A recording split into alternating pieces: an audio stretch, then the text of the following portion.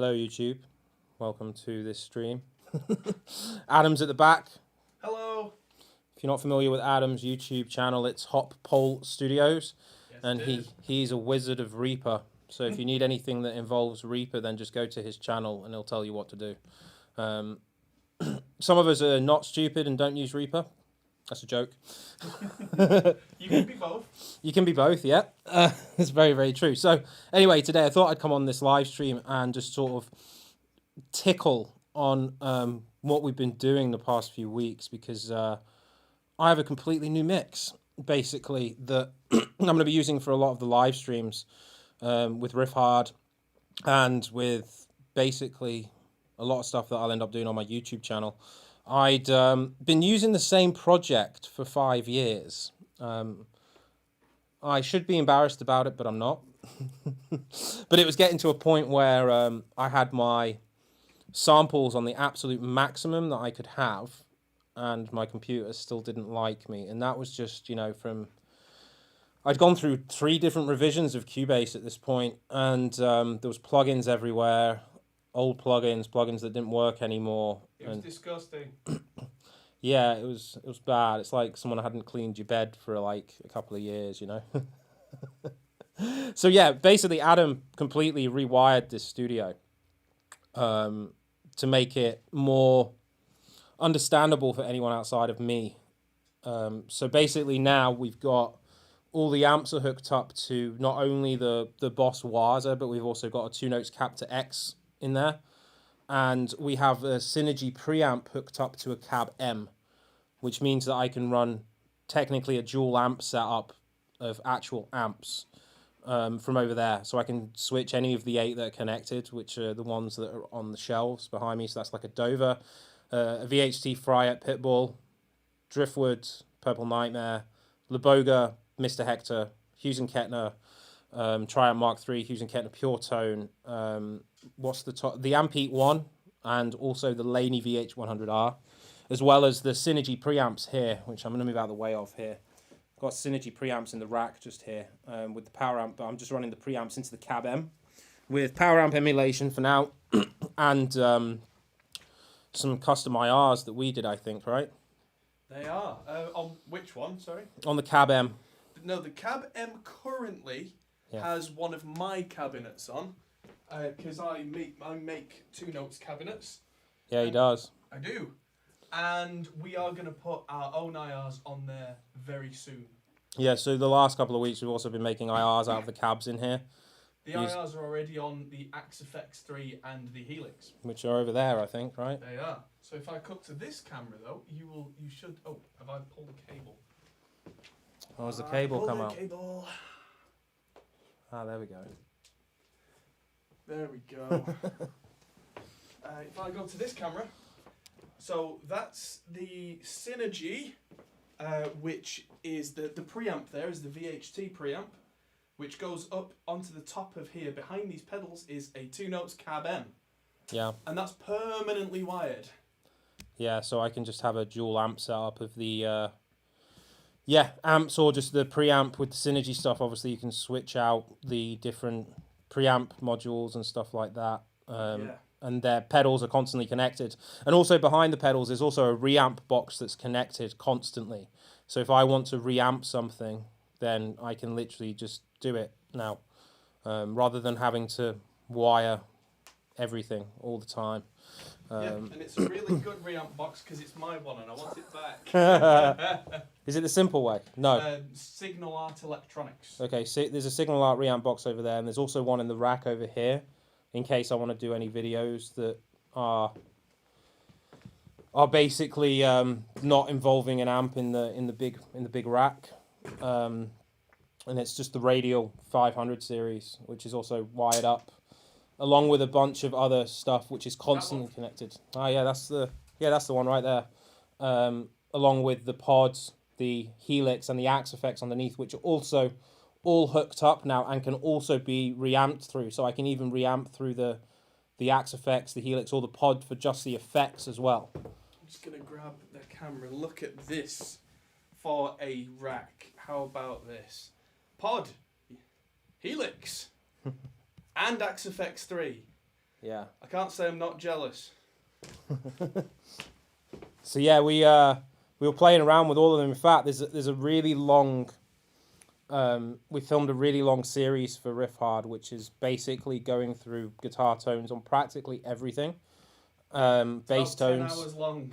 Yeah, 10 hours of footage we got, and then also going through this particular mix, which does actually sound pretty good. I'm pretty excited about it. But yeah, we've cut down on the plugins. I think there was only 23 plugins on the whole mix now, and what we did is, you know, got everything sounding as good as we could. We've cut out at least 150 plugins. I'm not exaggerating. We really have. Makes me feel bad. It's just a different way of working. It is. And So, it's good. so I mean, I guess you guys want to listen to it, right? Is that kind of what you want? So the drums, right, I've moved over now to finally using this old boy, which I'm pretty excited about. This is Superior 3, and it's great.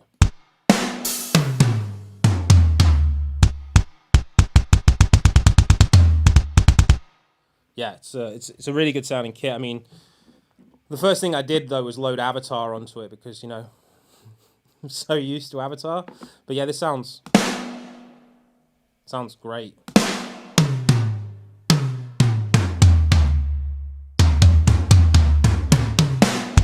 Sounds like a kit. Which is good. And even Avatar in Superior 3 sounds better than Superior 2. I think they did something with the algorithms within the actual coding of it, because everything just seemed a bit cleaner on the cymbals. Cymbals were always the problem for me in Avatar. They always sounded a little bit unrealistic, but here you can hear kind of everything. With the cymbals as well, like its stereo imaging is very, very good. So yeah, I'll just play some of the drums so you can actually hear what this sounds like.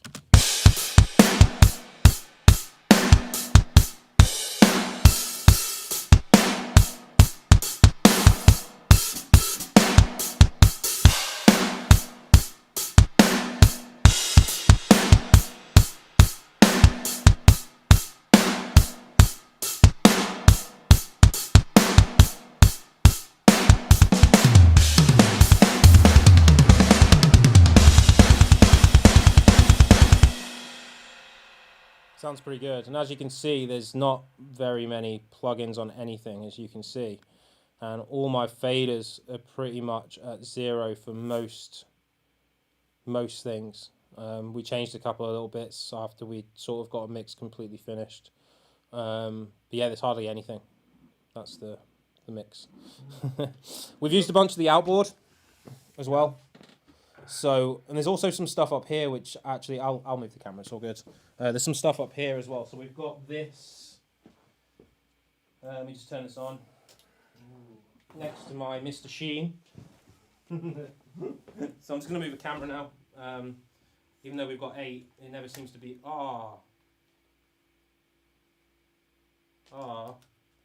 It's fine. Camera turned off.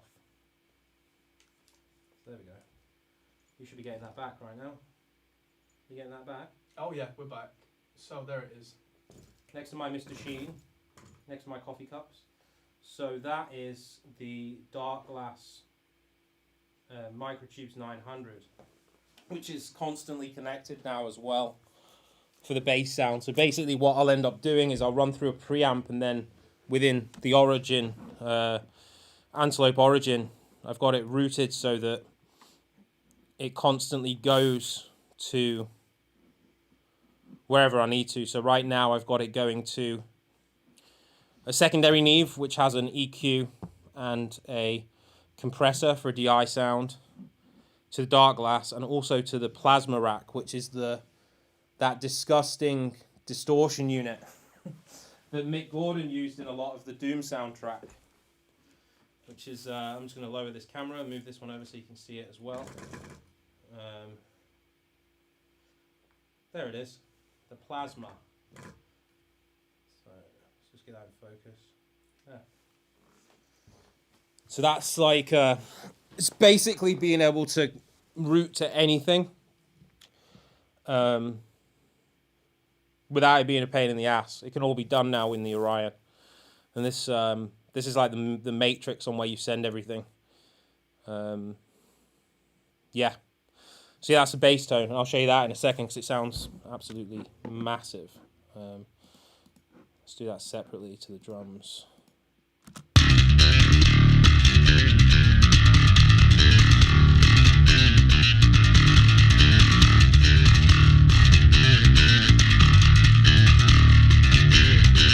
And that's without the plasma on there, that's just the bass. If I do the plasma as well.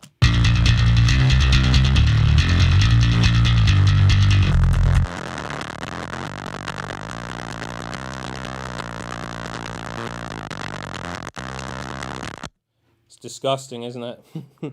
Yep, but that's the thing about a mix is in isolation it all sounds terrible. Yeah, it does all sound terrible in isolation. All right, so for the guitar sound, I went with the Laney VH100R with those pedals in front that you saw earlier, and it's going into the cab M, and then on, even though it says the Pitbull on this side, because I tried reamping with something else on the track back here, we used the Synergy preamp with the Deliverence module. Yes. At the same time, so I'll just solo that so you can hear that as well. Yes. 4 tracks, but it's actually 2 guitars. Yeah.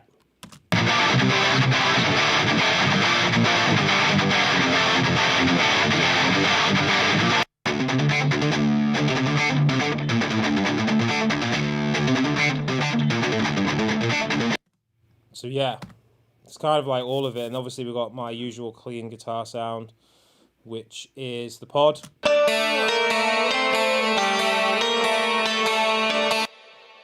And then some lead reamps, which, well, they're not reamps, I actually played these in, but I'm pretty sure the lead was also... No, the lead was pod actually in this particular track, and it's been filtered a lot. And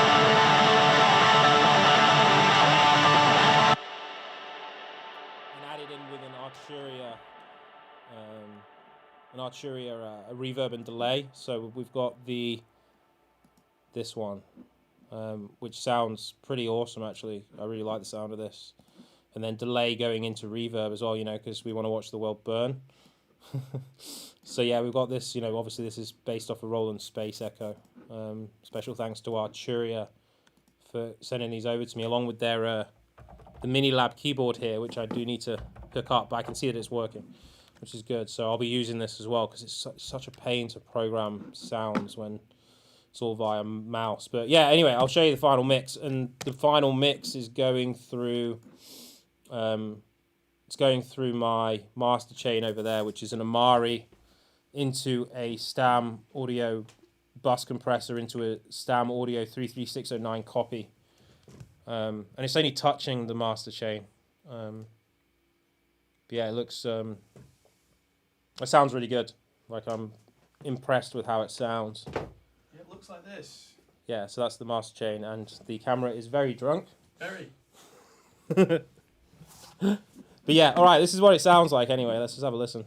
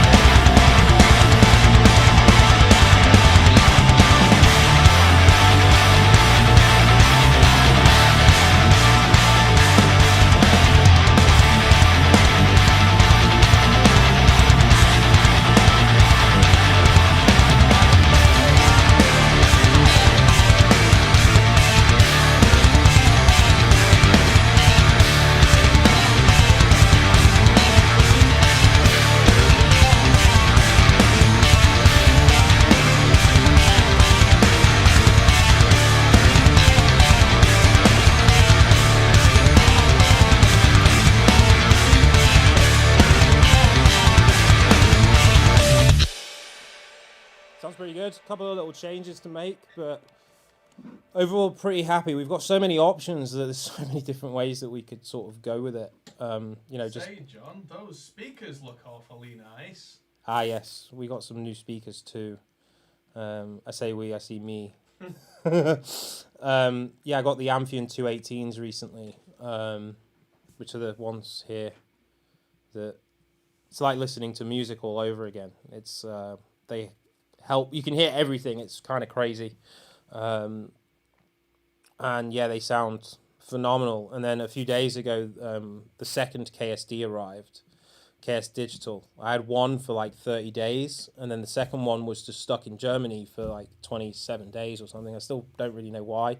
But they sound kind of like NS10s if they had bottom end, and way more clear.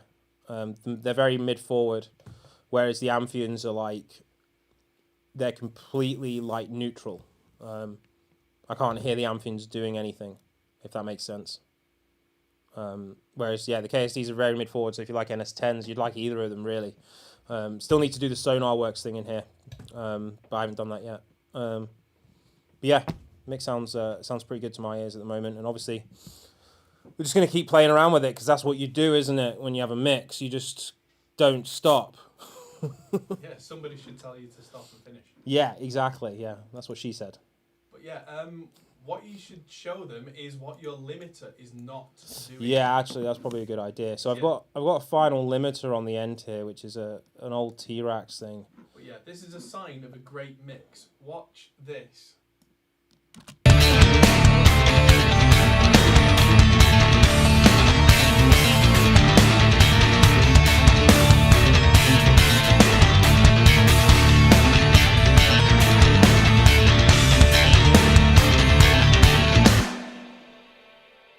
We're at -9, and it's not even touching the limiter, which means that our mix is correct. Well, kind of. I mean, what is correct? But what it means is that we're not having to slam it to get it to the rather squished volume of modern mixes. I'd say that's a bonus, an achievement, actually, because I mix exceptionally bass heavy usually, and it probably is slightly bass heavy, this mix, to be honest, but the fact that we've managed to get it to -9 without our limiter even really touching it is a sign of we're probably roughly in the right place, especially if it sounds good. Which, to my ears here, it sounds pretty good. We've done the car test, it sounded good in the car. I've done the phone test, it sounded good on the phone. What did you think? I thought it was great. We sent it to Joel and he had some words to say. Don't say that. Don't say that. Yeah, he said the bottom end was out of control, which probably is, to be fair. To be fair, that was an early stage. We've changed it since. That's very, very true, yeah. You are correct. But yeah, that was fun to get to that stage when we finally put just like a little bit of the final touch on the master, and it was telling us we were in the right place, which is good. I'm just trying to think if there's anything else that we've done. I mean, we did some tests with the axe effects. I guess we can show you that. So obviously on a different track here, and I'll just mute the guitars. We might have to turn these up because we did the mix to a slightly different guitar tone. So let's have a listen. I didn't even hear them. Oh, there they are.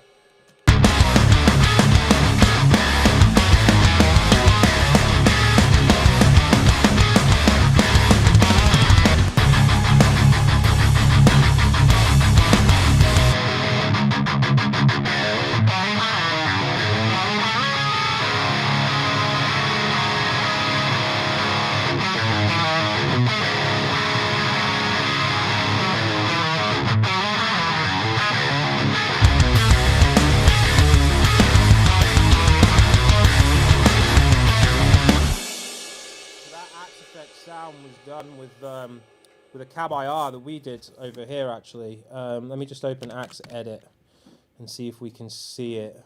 Did we save it? Yeah. Oh, I don't want an update.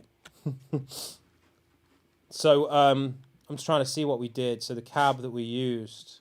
Ah, yes, that one. So we used a Rode Rodecaster with a new Sennheiser 421 on a Laboga 2x12 cab, which is over down here, which you probably wouldn't be able to see on any camera. No, you probably can't. No, you can't. You're not going to be able to see it. It's just off shot with V30s in it, and it sounded pretty good. And that was what we used on the Axe effects. And then I've got the Helix here as well that we did a guitar tone on. I guess we should listen to that as well, which we used the Rev purple channel for that one. Let's have a listen to that.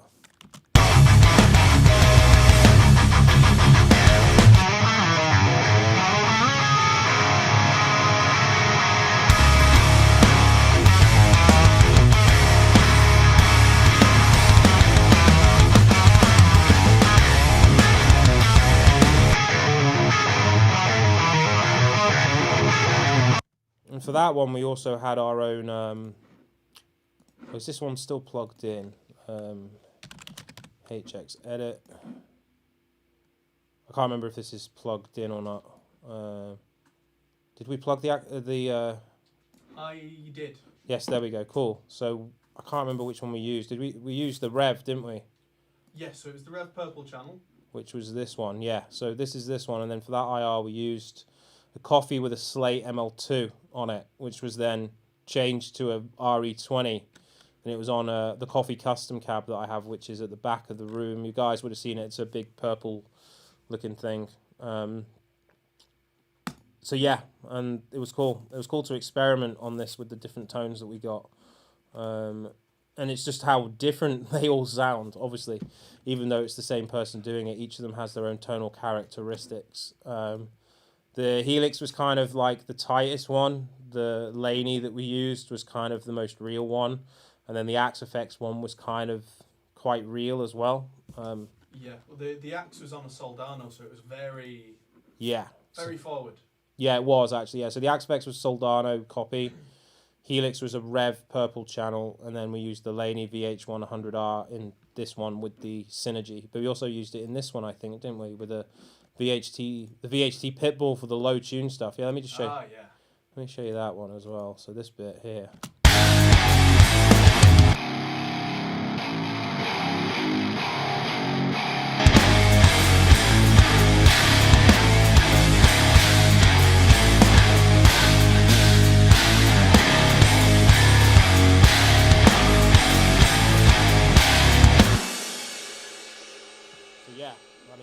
We got some.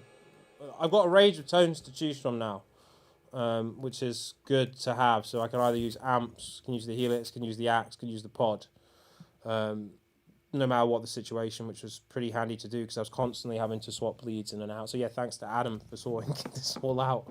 You're welcome. If yes. anyone who didn't tune in at the start is interested in the real nuts and bolts of this, that's coming through Riffhard. Yes, we've filmed a 10-hour. It's 10 hours now. I don't know what it's going to be like when we've chopped it down, but it's 10 hours of explaining everything from start to finish, along with a couple of other things we filmed roughly at the same time, from getting guitar tones, bass tones, drum tones, basic mix etiquette, for lack of a better word. We filmed all of that, along with some other stuff as well. So yeah, if you haven't checked out Riffhard yet, then you should check out Riffhard. Riffhard.com. Yeah, Riffhard.com. We run sick prizes every single month for King of the Riff. All you have to do is write a couple of riffs. Actually, no more than what I've just written there, which I wrote yesterday.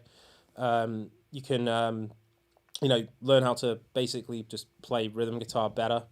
There's an amazing community of people. They're all very, very active and all basically doing the same thing that you'd want to do, which is basically getting better at the guitar. And it's a very positive environment. It's by far one of the most positive environments in the on the internet, in my opinion. Everyone there's wicked, for lack of a better word. Yes. And what were you going to add, Sir Adam? I now can't remember. Oh, yes. So as we go through talking about every element of this new mix template, we actually do it all in front of the camera and talk about why we're making each decision, which is just as important as it sounding good. Yeah. That. So yeah, anyway, I'm going to just call it now. Like, it was only meant to be a quick stream just to show you guys the new mix. But before I go, I am going to check out to see if you guys had any questions that I can just run through. Let's have a look. So let's have a look. Someone, I didn't think I'd ever see the day that you upgraded your drum sample library. Changed to just a camera at the moment, mate, just so I can have a look at this.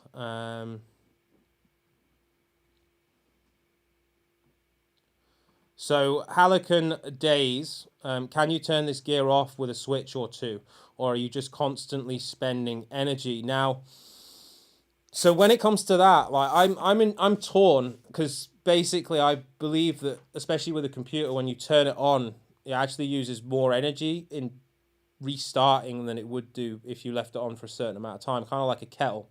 Do you know what I mean? When you boil a whole kettle's worth of water versus not a full kettle, you know. But I mean, yeah, I can turn it all off. There's like a couple of switches there. In fact, the camera might be on one of them now. I have everything. Almost. Yeah, I have everything hooked up to like they're just these cheap T-Rax things, which basically means that you can just flick everything off. But I mean, most of the stuff in here is probably only like taking up like 10 watts, maybe, if that, right? Yeah, most outboard gear doesn't take nearly as much power as you think. Like even the speakers, when they're not making sound, it doesn't matter if they're 1,000-watt speakers.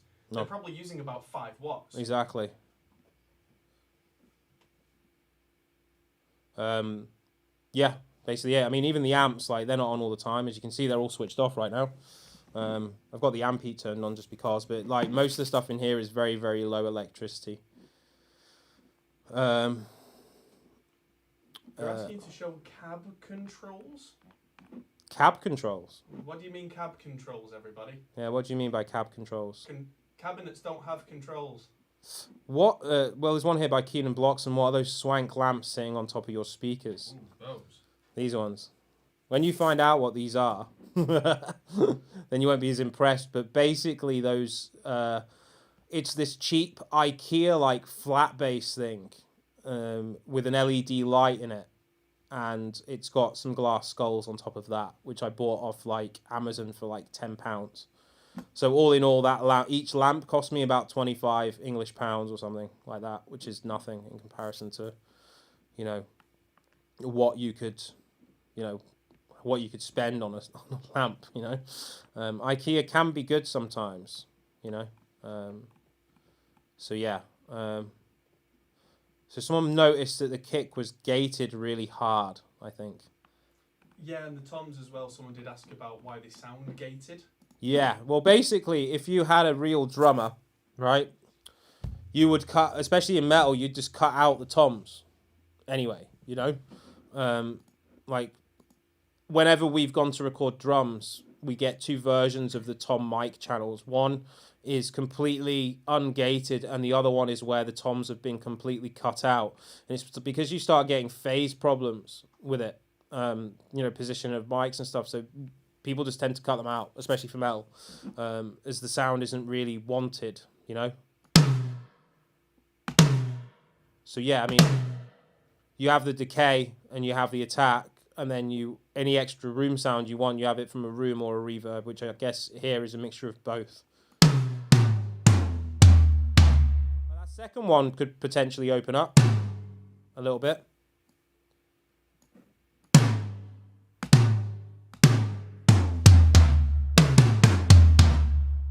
They sound pretty good to me, to be honest.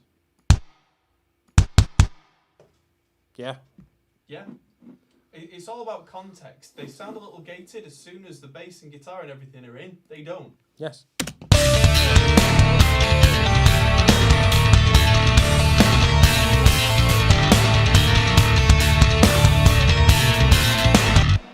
it sounded pretty good to me, like, as a mix. But yeah, I mean, if you don't want anything as gated as that, then you just leave it open, you know. Question here from Philip Waters. Are you summing with the Satori? No, I'm not actually. So this isn't going through the Satori at all. I'm actually using the Satori output, the summing out, for what you guys are hearing on the live stream right now. So the way that I'm doing that is I just do my outputs like normal. And I've got my outputs from the Orion connected to the summing in of the Satori, and then the sum output of the Satori, which is 2 channels, then goes to my Blackmagic Design video switcher, which is basically the way that you can hear what I'm doing. So basically, you're hearing the exact same signal that I'm hearing through my speakers. And that's the way that we thought was best for doing that, just because, you know, otherwise we wouldn't be able to do it. I mean, it would be nice to sum through there, for sure. Especially to get, but then how would I get it to the AMARI in the same project? Then it starts hurting the brain with more, you know, more ways to send stuff. Maybe one day we can set that up. Yeah, Possibly. but maybe it's better when I get some patch bays or something. But thing is, there's no need for us to sum right now because of the way that we've chosen to route everything. Exactly, that's very, very true. Which is why the AMARI, which is the really nice converter, is being used for the mix compression. Yeah. Because that's probably the most critical element, because everything goes through it. Yeah, exactly. Yeah. I mean, it would still sound great through the Orion, but the AMARI's there, so why not, you know? Yeah, let's see some more questions, if you guys have any. There's some coming in. Yeah, some more cowbell. Always more cowbell. Yeah, always more. Always more cowbell. Let's have a look. I've got to admit, it is quite warm in here. So, yeah. Heating's off. Yeah, it is warm in here. It does get warm in here. So, question here. How does the Hughes and Kettner duotone compare to the Triamp? This isn't actually the duotone. This is the pure tone. And they're incomparable because the pure tone is literally just 5 knobs. It's the loudest thing on earth. It's obscene how loud it is. It's... I can't explain it. You have to experience it. It's just ungodly loud. It's really bizarre as well because when you're playing it, you feel like you're playing in distortion, but it's pristine clean. It's one of the best clean sounds I've ever heard. I can't really explain it, but they're not comparable. It's different because the what's it called? The pure tone is Class A 50 watt, and the Triamp is 150 watt, but I think it's Class AB. I don't know what that means, but all I know is that when I turn the pure tone on and literally get it to the point where it's turning on, it feels like I'm going to die because it's that loud. That's the only way that I can really explain it. So yeah, anyway, I'm just going to have a look to see some more questions. Yeah, so another question by Aaron Sen Virtual. Hey man, are you using Cubase? Yes, it's Cubase, and it's the new one, Cubase 11. I actually only updated it before we filmed this 10-hour session thing for Riffhard, because I was on Cubase 9, I think, beforehand. And I don't really like updating immediately, straight away. Give it a couple of months to sort of iron out any problems, you know. Otherwise, you get problems like Cyberpunk. Too early? Huh? It's fair. Yeah. Had a question in chat. Flatline question mark? All right. Yeah, I've been meaning to actually try that out. Yeah, maybe. Flatline's amazing, but if you saw the limiter not doing anything, it will continue to not do anything. Yeah.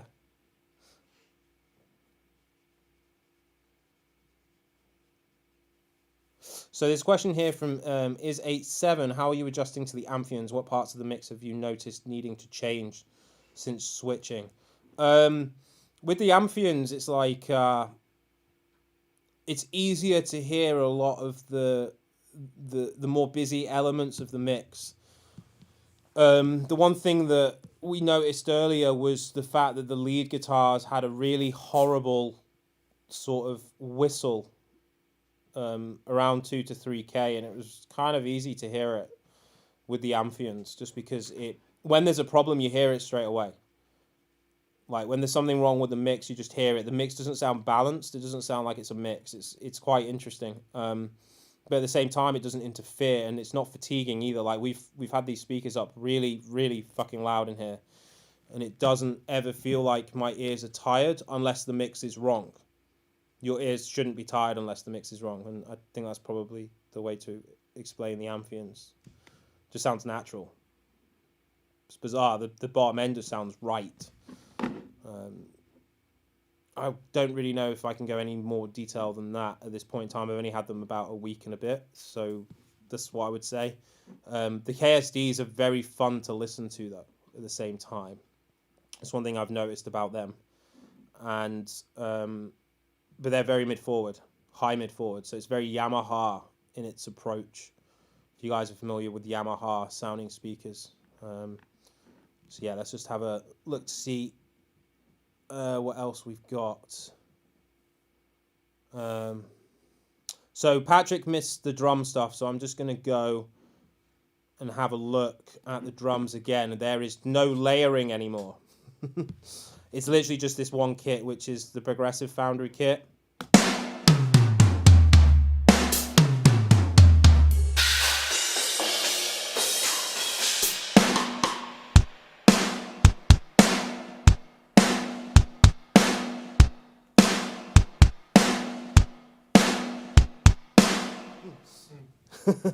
It's awesome. Like the main reason that I was layering up the drums before was because I wanted the room sound from a different kit, but I preferred the close mics of another kit, and I don't doubt that I'm going to do that again. But Superior 3 makes it a lot easier to do that, so I would quite like the drum room from Hit Factory still at some point. But for now, this sounds. Funny, we were talking about layering potentially off stream, but you really, really should get your drums sounding this good before you even think about it. Yeah, and we go into real great detail about that on the thing that we've recorded. Really, really high detail, to be honest. So let's see what other questions that we have here. It's funny that Sean S. here has asked a question that is the main concept between what we actually spoke about on our stream. And he's asking how about we go about gain staging. And I don't want to give too much away about that topic because we've gone into it in pretty great detail on the recording that we did. But however, it would be good to show them the mix without any plugins on. What do you reckon? Yeah, because that's the other thing is we got the mix sounding really good before we even thought about any kind of plugins. Exactly, yeah. So I'm just going to open it up here. So we've got an unmixed track here.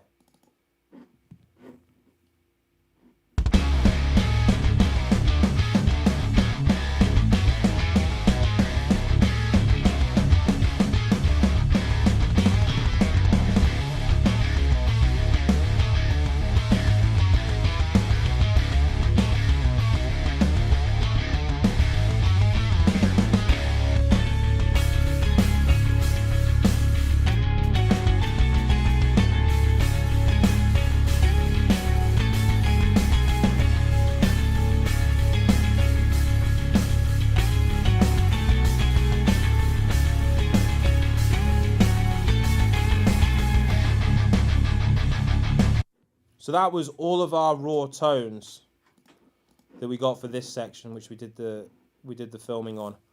Before we added a plugin or any EQ, that's what our mix sounded like, and that's what I'll go into detail more on that particular when we release that 10-hour series, because it's really important that you do that, because then you don't trick your ears into believing something is better just because it's louder. It's a really important concept. Gain staging, so we'll talk about that in that rather than on the live stream because it's really important. So I'm just gonna have a look, see if there's any more questions. Let's have a look. How loud do you mix by Dragtron? Anywhere between obscene and whisper. It depends, really. I mean, Adam can probably answer this more. Yeah, he mixes pretty quiet unless he's trying to impress me. Seriously though, it's not loud. What you're hearing through the stream here is not the level we're listening at. We've got separate volume control. My volume control is here, actually. Maybe we can zoom in on this one. What do you reckon? On this camera right here. Number 7. Zoom. Number 7. 7. So I'll maybe we need to go closer. So this is the R4S, which is basically the controller for my Satori. And as you can see, it's about quarter volume. So anywhere between a quarter and a half, which is the distance between 11 and 10. No, but it's not loud. It's like, in fact, have I got a dB meter on my phone? I used to. Don't know if I have it anymore. Any tips on developing down picking stamina? Yes, go to riffhard.com. He's got it. Well, I want to say it's between 70 and 85 somewhere that I mix. Would you say? Yeah, that sounds about right. I can't. Let me have a listen and try and pinpoint it. It's basically just TV volume. I want to say, like. Yeah, we can talk over it. Yeah, like. Yeah, now we have a ducking compressor. We have a ducking compressor. But they would. Yeah, it's like you don't have to shout. It's like loud talking volume, I would say. And then when I'm tracking, it's significantly louder because I want to be able to feel it. But mixing wise, no, it's normally quiet. And then if I'm wanting to check something, then I'll turn it up. Like, because, you know, sometimes you don't get all the information at the quiet volume, especially with the room. It depends if your room's shit or not, basically. This room isn't completely correct, and we don't have SonarWorks on these speakers yet, so that's our next challenge, to put it on. But I've lent my SonarWorks mic to someone in this building who hasn't returned it yet. So if you're watching... Yeah. Anyway, let's have a look at questions. Here we go. That bass tone just melted me. Yes, it's the power of DARKGLASS, which... You know, I used to... It wasn't necessarily that I was against the B7K. It was just that it was the sound of everybody. You know what I mean? There was a point when everyone... It was Dingwall and B7K. But I think that the tone we're getting out of that MICROTUBE mixed with the NEVE preamp together sounds really good. And then add the plasma in, it's just disgusting. You can even just solo it now so you can hear how just disgusting it is with the plasma.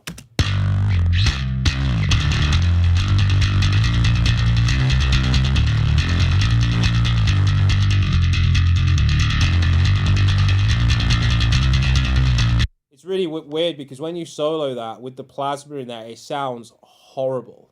But if without the plasma in the mix, it didn't gel with the guitars as much. It sort of like added to the guitars. I mean, eventually I might even add a guitar amp into that bass tone, because I always like the sound of guitar amps with a bass tone. It sounds good to me. A dual rectifier with a bass, give it me all day.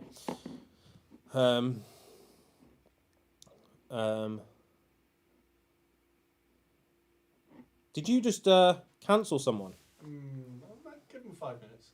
Oh, really? What did they say? They're just pasting the same thing over and over. Ah, right, okay. Did we answer it? It wasn't really relevant to this. Okay, cool. Okay, so let's have a look. So next question is by Lantme. Sorry, do you record some basses on the albums? Yeah. Most of Gnosis and most of Amanuensis, I recorded the bass, and then quite a few of the songs on Phronesis as well. Swanee is a phenomenal bass player, but I don't think he actually likes recording bass. And also, it's just a case of a lot of the parts are with a pick. And with this style of music, if you get one person to play all the rhythms and the bass, then it ends up being tighter as well.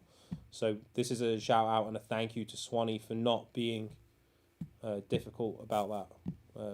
As long as it gets done well, it matters. I mean, he does all the slapping and the pop and slap stuff and the finger style stuff because he's way better at that. But when it comes to anything with a pick, then if I've written it, I'll play it, and if Ollie's written it, then he'll generally play it. It's because it sounds better, sounds tighter, you know. So another question here from Jack Malden. Favorite amp of all time? Impossible to answer.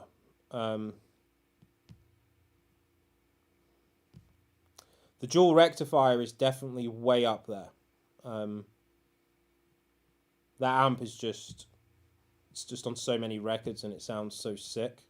You told me about a specific dual rectifier you had.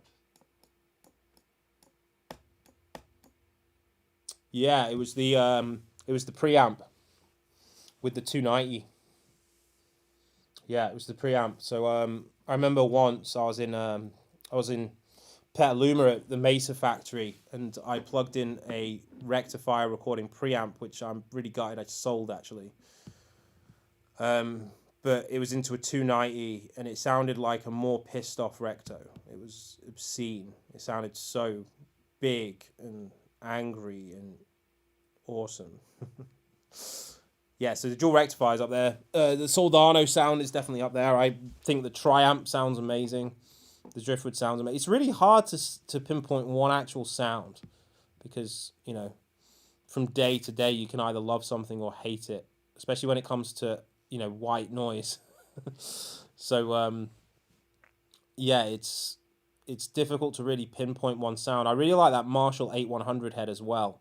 There's something really special about it, and I can't put my finger on what it is, but it just has this, it just sounds really pissed off as well. That's, you know, perfect for that distorted sound. I'll answer a couple more questions, and then I think I will be time to call it a day for this live stream. So how loud do you master? From Dragtron.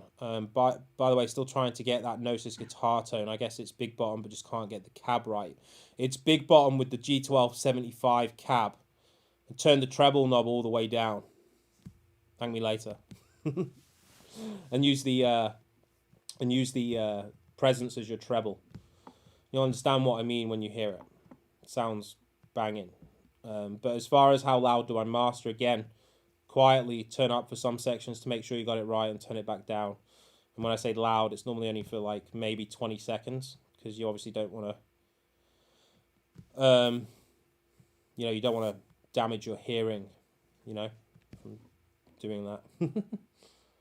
And also, yeah, so lowering the gain as well on the guitar will help a lot. Less gain is more when in a recorded situation. So,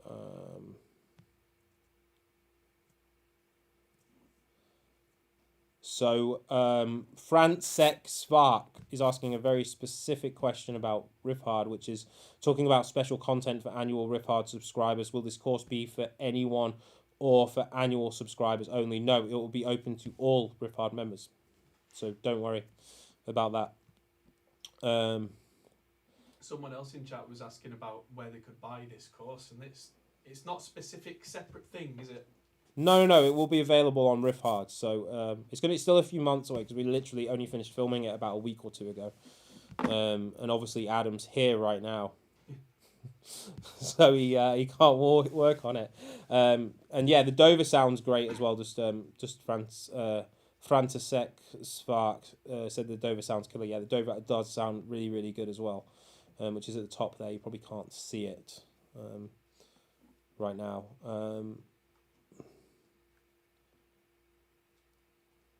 That's quite funny. I'm going to read this one out.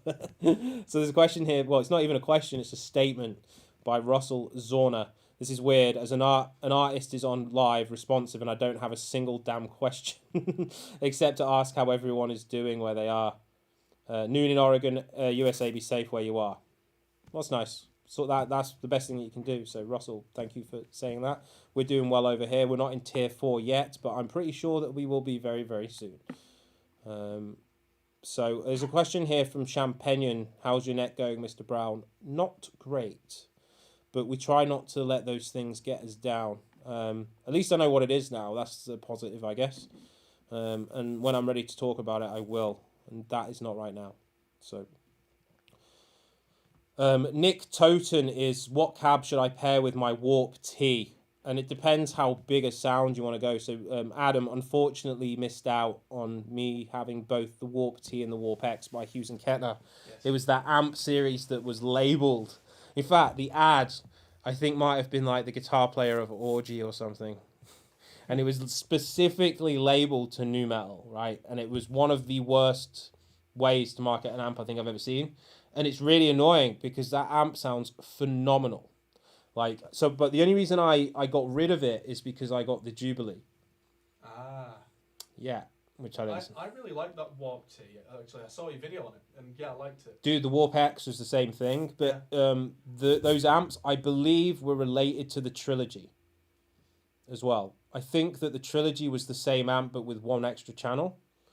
But yeah, the Warp series, it kind of had like it was a mixture of a dual rectifier and like a hi-fi German amp, well, using Kettner. It was just like a mixture of it. And as far as a cab goes, it depends how large you want to go, because with a 4x12, with the sub button pushed in, it was just insane.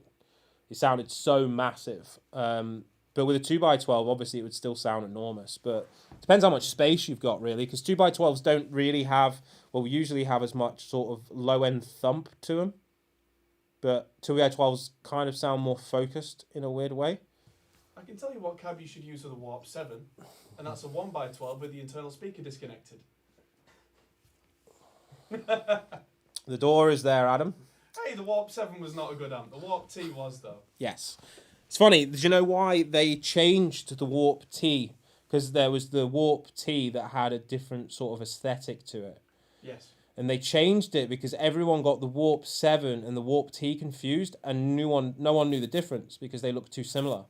And obviously it was hurting them with sales of the Valve version. So they made the Warp X, which was obviously the beginning of that red styling. You know, the Hughes and Kettner plexiglass styling. I think that was actually the beginning of it, wasn't it? Or was it the duotone? Can never quite remember, but it was almost at the beginning, I don't know. But yeah, 4x12, 2x12, honestly, either or, you'll be good. Just every cab sounds different, so make sure that you try out everything with it, because it makes a huge difference. But I'd probably just go with a Mesa. A Mesa 4x12, you can't really go wrong with them. And there's one right in the middle of the shot. Is there?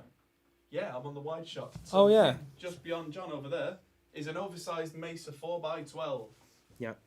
Which sounds awesome. It's a really good sounding cab. So, Glenn Cormer, what was the name of the IKEA racking you used for your amps?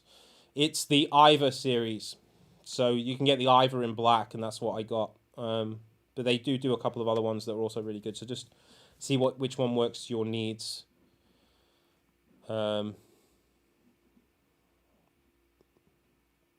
So Nathaniel Stewart, have you ever thought of re-recording some older songs with your expanded knowledge of mixing synths, or do you like leaving them as is? I almost think like there's no point. It was a point in time. Do you know what I mean? It's like people have already heard those songs, and listening back, the mixes don't bother me enough to really want to do it. You know, it's a point in time, and that's the way that I kind of always see music. That was that point in time, just leave it be. The only, I mean, even with, you know, Meshuggah's Nothing album, I kind of still prefer the original version of it. It sounds more raw to me, like a band in a room, and that's kind of why I really liked it. So, yeah, I'm just not interested in doing that at all. So, let's see what other... I'll answer one more question. Race of Fran. It's funny. We were talking about this earlier. We mentioned it. John's not heard this yet, but go on. Question. Yeah, I've not heard them yet, but Adam's been talking about them. So, what will you make a review from the Mick Thompson signature speaker from Eminence? And I guess, yeah, I mean, I'll check it out. I've heard good things from him, and, you know, he seems to know what he's talking about, so...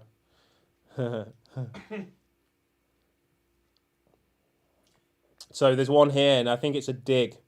The Clayman re-recorded turned out so well, though. From Chris Skur.